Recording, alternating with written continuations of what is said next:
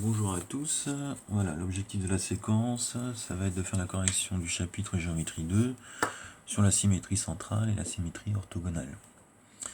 Les objectifs, donc, c'est de construire l'image d'une figure simple par symétrie centrale et par symétrie orthogonale. À chaque fois on donne le centre ou l'axe. Et puis après ça va être d'identifier dans une figure soit l'axe de symétrie, soit le centre de symétrie. Alors premièrement, la symétrie centrale, donc rappel du collège, qu'est-ce que c'est, en quoi ça consiste? Alors pour introduire ça, je propose une construction. Je demande de construire le point M' tel que O soit le milieu de M'. Alors peut-être que parmi vous, il y en a qui vont lire un peu trop vite la consigne et qui vont se lancer directement dans la construction de M' en me le mettant par exemple entre M et O au milieu du segment. C'est pas ce qui est demandé. Ce qu'on demande, c'est que ce soit O qui soit au milieu de M'. Donc la méthode, c'est la suivante. Je prends ma règle, je construis la droite OM, et ensuite, soit par mesure, soit au compas, donc c'est mieux au compas, on prend l'écartement, et on vient reporter de l'autre côté pour avoir le point M'. Dans l'activité 2, je complique un peu les choses, puisque je demande de construire non pas l'image d'un point, mais de 3 points, donc un triangle, LNH par la symétrie de centre O. Mais en fait la méthode est la même, c'est-à-dire que je prends ma règle, je construis la droite NO et de l'autre côté je viens reporter la distance pour trouver la position du point N'. Alors on effectue la construction et on obtient l'image de notre triangle. Alors là on peut observer quelque chose de particulier qui va nous être bien utile pour la suite, c'est qu'en fait, vous voyez que le compas, je reporte la distance de O à N, de l'autre côté je vais faire un demi-tour à mon point N' autour de O. C'est exactement pareil pour notre petit triangle ici, il fait un demi-tour autour de O et on obtient son image par la symétrie centrale. Donc quelle remarque peut-on faire? L'image du triangle a subi une rotation de un demi-tour autour du point O, tout simplement. C'est ce qui se passe aussi et ça permet d'anticiper la construction des figures. Alors là, dans l'activité 3, je demande de construire l'image d'une maison par la symétrie de centre O. Si on fait un demi-tour, on voit que notre image va se retrouver exactement ici. Alors, comment faire pour... cette propriété, ça permet juste d'anticiper, évidemment, pour la construction. Il faut revenir à la règle et au compas. Donc, méthode tout le temps la même. Je prends un point et je construis son image. Et je reporte au compas ou à la règle l'écartement. Page suivante. On change de transformation, on passe à la symétrie axiale ou orthogonale. Alors, activité 1, le reflet. Alors, pourquoi je parle de reflet? Parce qu'en fait, la symétrie axiale, ça décrit le reflet. Je vous ai inscrit ici le mot axe. J'ai mis un axe de symétrie. Si je plie ma feuille,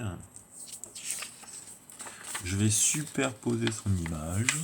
Donc, on voit un petit peu en transparence le mot axe qui est écrit à l'envers. Et l'image va se retrouver effectivement renversée. C'est exactement le phénomène qu'on observe à travers un miroir. L'axe de symétrie, je l'ai représenté en trait mixte ici. Donc comment on va faire pour trouver l'image de A', B', C'? Ici. Donc là, on ne va pas plier la feuille, on va faire vraiment la construction géométrique. Je vous la décris. Je prends une équerre, donc ça c'est l'outil indispensable, et je vais construire la perpendiculaire qui passe par A, la perpendiculaire à delta, pardon, qui passe par A. Je la prolonge, et de l'autre côté, je vais reporter la distance entre la droite et le point de l'autre côté pour trouver l'image de A, c'est-à-dire A'. Alors j'effectue la même chose pour chaque point, donc j'ai l'image de B, c'est B', l'image de C, c'est C', et ainsi de suite. Donc je retrouve l'image de mon triangle ici de l'autre côté. Alors là, on peut commencer à observer quelque chose de particulier, c'est-à-dire que entre A et son image A' et la droite delta, on a un angle droit, puisqu'on a utilisé l'équerre. En plus, on a une égalité de distance entre le point A et la droite delta, hein, c'est la même distance que entre A' et la droite delta. Ça, c'est une propriété essentielle. Hein. Qu'est-ce qu'on peut dire de ces segments de delta, pardon, pour les trois segments A, A', B, B', C, C'? Bah, une droite qui est perpendiculaire à un segment et qui passe par le milieu de ce segment, bah, c'est une médiatrice, tout simplement. Alors ça va nous aider après dans la construction parce que bah, vous vous rappelez comment on construit l'image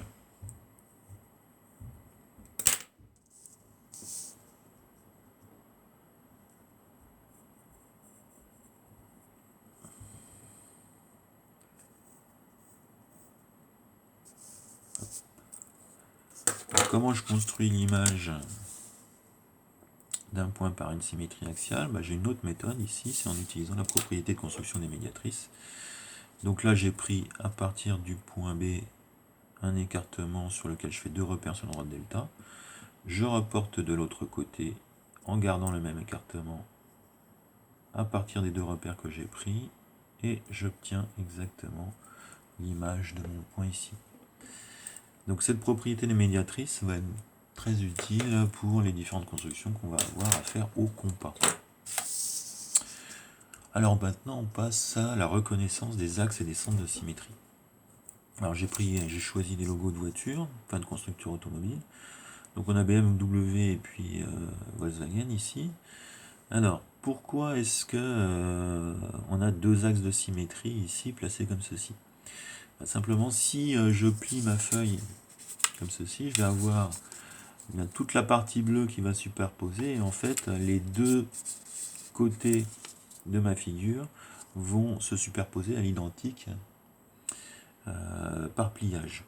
De la même façon, si je plie mon logo Volkswagen de l'autre côté, je vais retrouver exactement les mêmes côtés de la lettre W qui vont superposer ou la lettre V.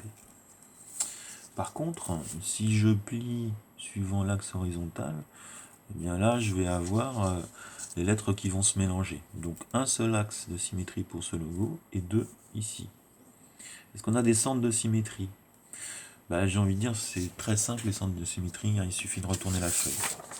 Est-ce qu'on lit encore Volkswagen? Non. Est-ce qu'on a exactement le même logo pour BMW? Oui. Donc le centre de symétrie en fait il est présent à partir du moment où la figure fait un demi-tour et elle se superpose à elle-même.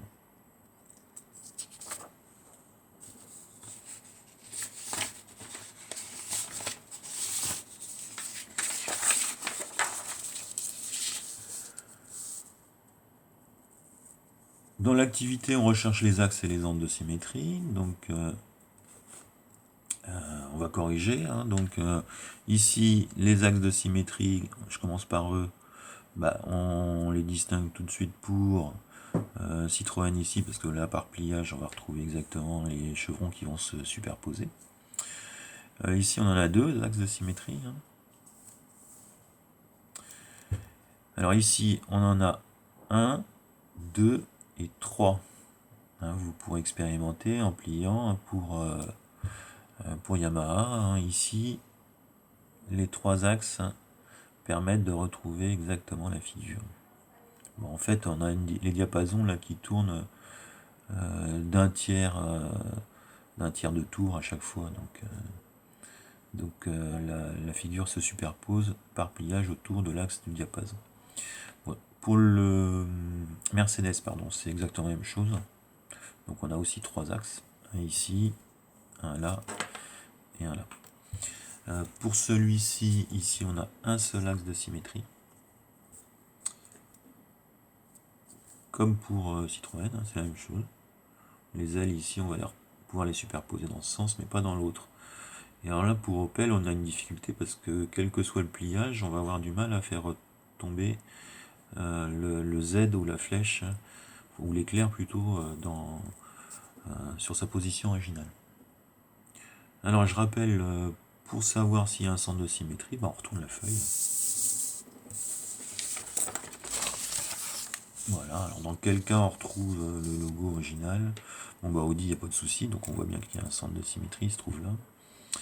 Par contre là, on n'est plus dans le même, hein, c'est-à-dire que le diapason là, il est à l'endroit alors que de l'autre côté, il était à l'envers. Et puis la flèche ici est vers le bas, flèche de l'étoile est vers le bas alors qu'elle était vers le haut tout à l'heure. Par contre, ici, on voit bien qu'on a exactement le même logo, donc on a aussi un centre de symétrie. Alors, on va passer maintenant à la correction du QCM. Donc j'espère que vous l'avez fait, et puis on va voir si vous avez réussi. Donc pour chaque question, on indique la bonne réponse de chaque ligne. Alors on y va. Donc la bonne réponse est ici. Ici, dans quel cas A' est l'image de A par la symétrie d'axe D, dans ce cas-là, puisqu'on a la droite D qui est médiatrice du segment A', elle passe par le milieu et elle est perpendiculaire, ce qui n'est pas le cas dans les deux autres. Où est-ce qu'on a un axe de symétrie?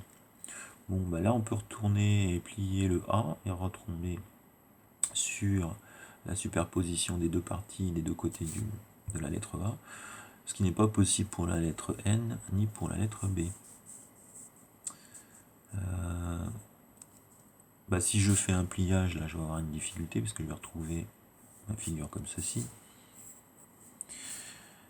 Idem ici, et par contre là, si je fais un pliage, je vais bien retrouver la partie gauche de mon trapèze qui va se superposer à la partie droite. Le symétrique d'un segment MN est toujours un segment de même longueur. Toujours un segment de longueur différente. Non, évidemment. Un segment parallèle, non, pas forcément. Je vous rappelle que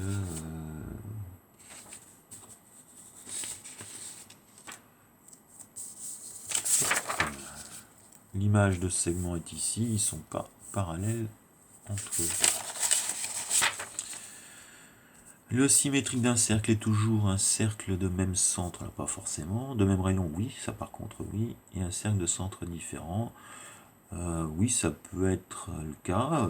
Si le centre de symétrie est le centre du cercle, c'est le même cercle, donc ils ont le même centre.